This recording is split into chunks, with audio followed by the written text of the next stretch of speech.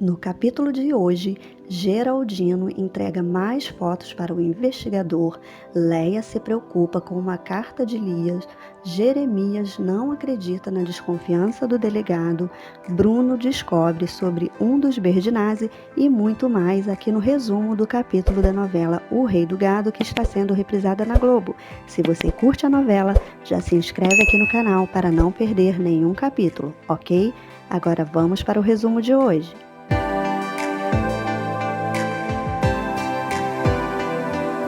No Guarujá, Geraldino entrega a máquina com fotos para o investigador e cobra 500 pratas por tudo. O investigador pergunta: e se não tiver nada aqui? Geraldino responde que só não tem os dois pelados, de resto tá tudo aí na máquina. O investigador então concorda e paga ele e avisa que é para ele continuar de bico calado. Leia chega no apartamento em São Paulo. Ao lado do telefone, ela encontra uma carta de Lia. Leia lê a carta, que tem algumas indiretas de Lia para ela, e fica desesperada ao saber que a filha voltou ao apartamento e liga para Ralph. Ralph fala para ela ficar calma e diz que os filhos são os panacas e que não param de pegar no pé dela.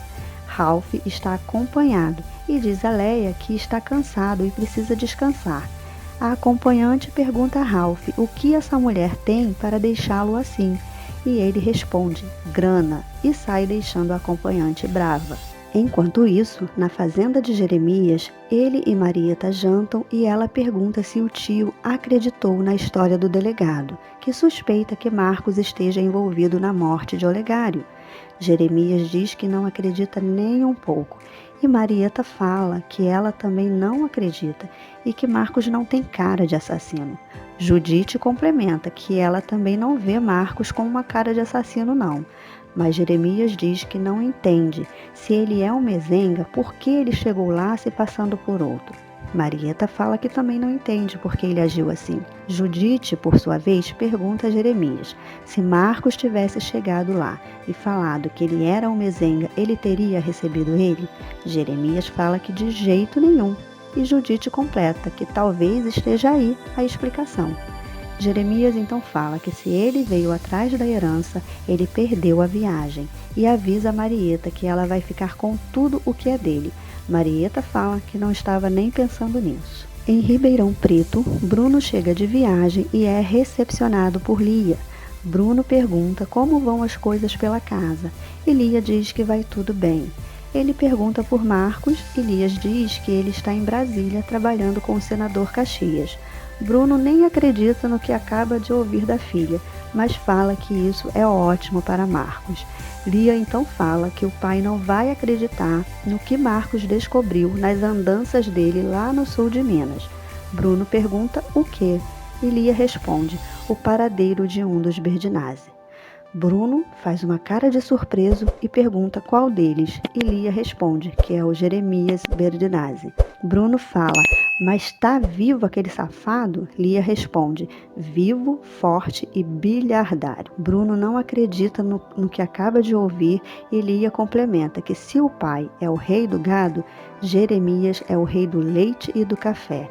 Bruno diz maledito e Lia fala que Marcos voltou de lá impressionado.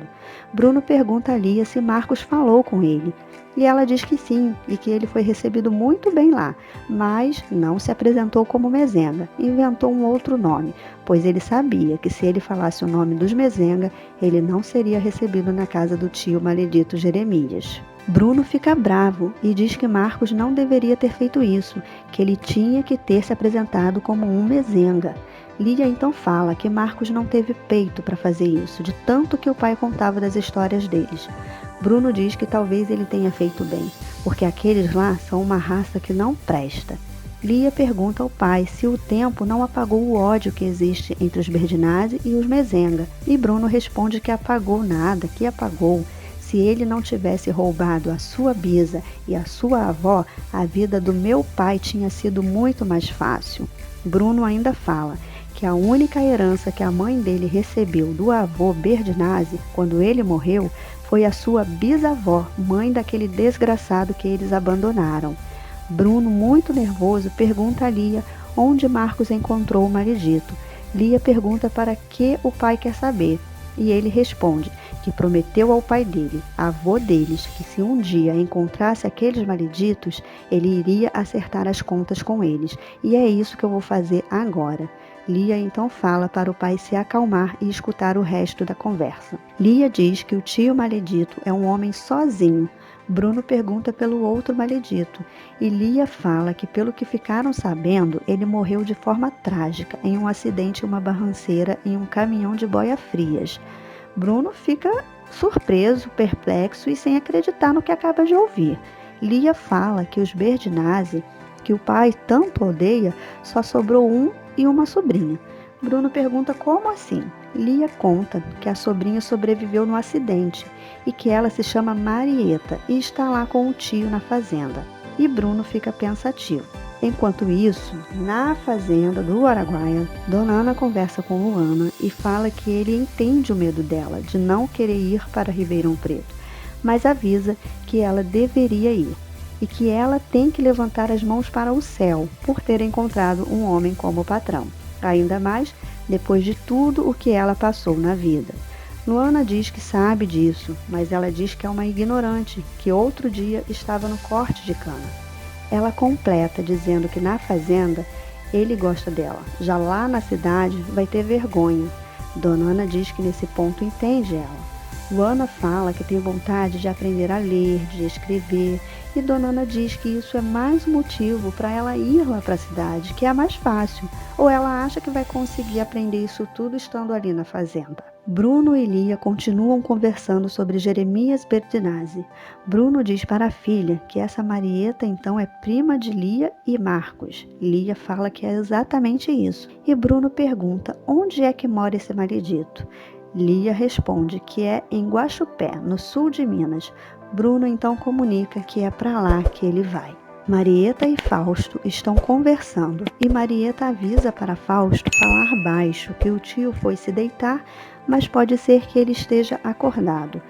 Fausto avisa que está preparando o testamento do seu tio com todo cuidado. Segundo a vontade dele, você ficará com tudo, mas vai ter que observar certas condições.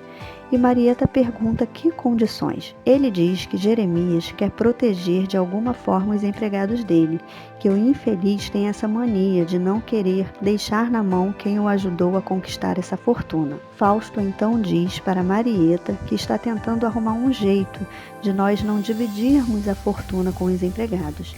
Marieta questiona ele, nós? E ele responde, claro. E pergunta por que a surpresa. Nós estamos juntos nessa, não estamos? E Marieta, contrariada, diz, estamos. Fausto, por sua vez, manda ela ficar quietinha e deixar que ele cuida de tudo. Ele ainda fala que depois do testamento pronto, eles se casam e na sequência... Marieta pergunta na sequência o quê? E Fausto fala, quem é que vai estranhar a morte de alguém com a idade dele? Marieta, assustada, fala, você teria coragem para isso, né? Fausto olha para Marieta e fala, não, mas você vai ter que ter. Marieta diz que ele está louco, que ela nunca teria coragem de fazer nada contra o tio dela. Fausto se aproxima e diz que ele não é seu tio. Já esqueceu disso? Rafaela.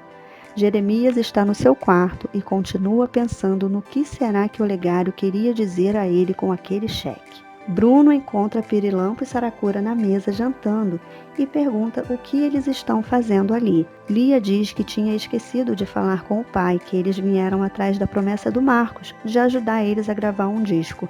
Bruno fala que o filho dele é maluco e manda eles se sentarem para jantar. Bruno pergunta qual novidade mais Lia tem para ele, e ela fala que nenhuma, e que ela levou eles para casa porque teria certeza que o pai faria o mesmo no lugar dela.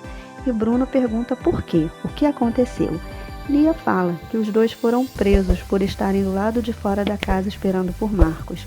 Júlia diz que achou que eles eram bandidos e chamou a polícia, e por isso eles foram presos. Em São Paulo, Leia e Ralph se encontram e ela diz que está preocupada com o bilhete da filha. Ralph diz que a ideia de ir para o Guarujá foi dela, e ela responde que sabe, mas ela só queria ficar assim com ele agarradinha. Ralph então diz que o que ela precisa fazer é resolver logo esse divórcio com o marido dela. Lia conversa com Bruno e pergunta se ele está conformado com essa separação. Bruno diz que sim e diz por que ela está falando isso. Lia pergunta ao pai o que ele faria se descobrisse que a mãe dela tem outro. E aí Bruno pergunta por que ela quer saber disso. Lia diz que não é nada, é apenas uma suposição. Bruno então fala que essa suposição saiu de algum lugar e ele quer saber. Mas Lia desconversa e depois de conversarem bastante, a Lia pede para o pai para ele resolver logo essa questão do divórcio com a mãe dela e deixar a mãe dela seguir a vida. E Bruno pergunta por que ela está assim. E Lia avisa que a mãe já tem outro, que ela viu os dois juntos e que ela teve vontade de morrer. Bruno tenta acalmar Lia e fala que ela não está lhe contando nenhuma novidade, que ele já sabia da traição da mãe dela. Ele avisa que vai resolver tudo da melhor maneira possível, sem mortos e feridos, pois eles são pessoas civilizadas, e diz para ela ficar. O investigador liga para Bruno e comunica que tem novidades para ele. Ele pede para que Bruno vá até o escritório dele. O investigador segura uma das fotos revelada e fala que agora ele não terá mais dúvidas sobre a traição da mulher. Bruno vê as fotos e não acredita. Bruno e o investigador decidem comunicar ao delegado. Lia leva a dupla até a estação de rádio. Eles contam a história de suas vidas, cantam e são elogiados. Bruno liga o rádio e ouve a canção da dupla Pirilampo e Saracura e fala que eles são bons mesmos. E desse jeito termina mais um vídeo com um resumo do capítulo da novela O Rei do Gado. Portanto, se você gostou do vídeo, curte a novela, já se inscreve aqui no canal para não perder nenhum capítulo, ok? Te espero no próximo vídeo.